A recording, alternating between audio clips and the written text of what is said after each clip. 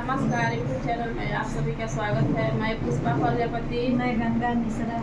हम लोग जो गीत गाने जा रहे हैं आप लोग ज़रूर सुनिएगा, और चैनल पर नए हैं तो लाइक और सब्सक्राइब कर दीजिएगा और ज़्यादा से ज़्यादा शेयर कीजिएगा। धन्यवाद। बेटी रूनू की झूनू की खेलाया मायांगना, बेटी रूनू की झूनू की खेलाया माया गना, बेटी रूनू का झूनू का खेलाया माया अंगना, बेटी रूनू की झूनू की खेलाया माया गना, बेटी रूनू का झूनू के खेला। अपने आमा के गोद में पसार रोदना, अपने आमा के गोद में पसार रोदना, अपने आमा के गोद में पसार रोदना,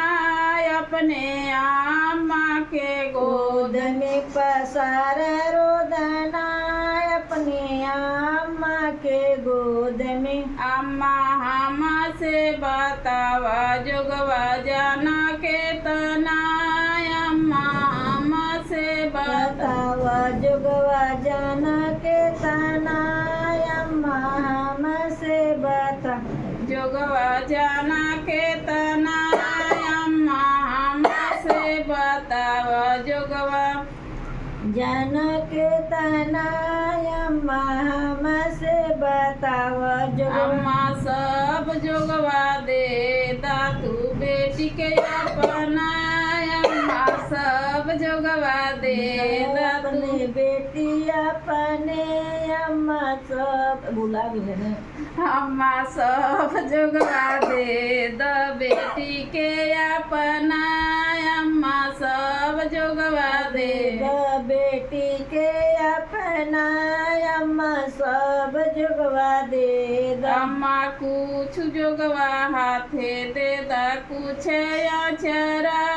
अम्मा कुछ जोगवा हाथे दे दा कुछ अचरा, अम्मा कुछ जोगवा हाथे दे दा कुछ अचरा, अम्मा कुछ जोगवा हाथे दे दा कुछ अचरा, अम्मा कुछ जोगवा हाथे दे दा कुछ अचरा। अम्मा कुछ जोगवा रखी दा छिपा के अंगना, अम्मा कुछ जोगवा रखी दा छिपा के अंगना, अम्मा कुछ जोगवा रखी दा छिपा के अंगना, अम्मा कुछ जोगवा रखी दा छिपा के अंगना, अम्मा कुछ जोगवा रखी दा। बेटी रूनू की झूनू की खेलना चाची अंगना, बेटी रूनू की झूनू की खेलना चाची अंगना, बेटी रूनू का झूनू के खेलना चाची अंगना, बेटी रूनू की झूनू की खेलना चाची अंगना, बेटी रूनू का झूनू के खेल। अपने चाची के गोद में पसार रोदना,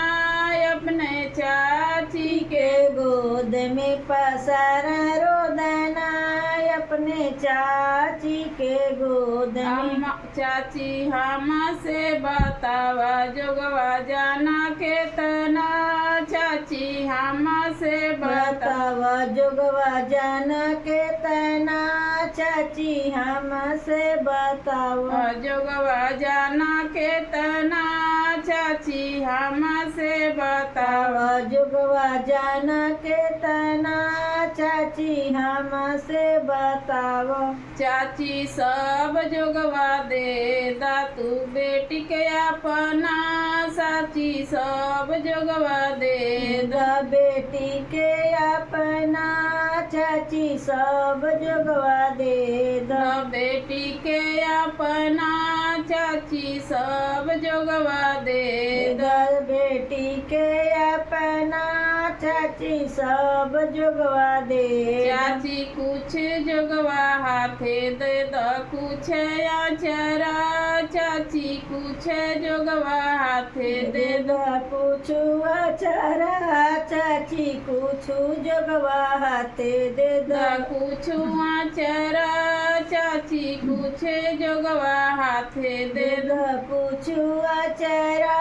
चाची कुछु जोगवा हाथे दे द चाची कुछु जोगवा रखी द छिपा के अंगना चाची कुछ जोगवा रखी द छिपा के अंगना चाची कुछु जोगवा रखी द छिपा के अंगना चाची कुछ जोगवा रखी द छिपा के अंगना चाची कुछु जोगवा रखी बेटी रूनू की झुनू की खेल चाची अंगना बेटी रूनू की झुनू की खेल चाची अंगना बेटी रूनू के झुनू के खेल खेल चाची अंगना बेटी रूनू के झुनू के खेल चाची अंगना बेटी रूनू के झुनू के खेल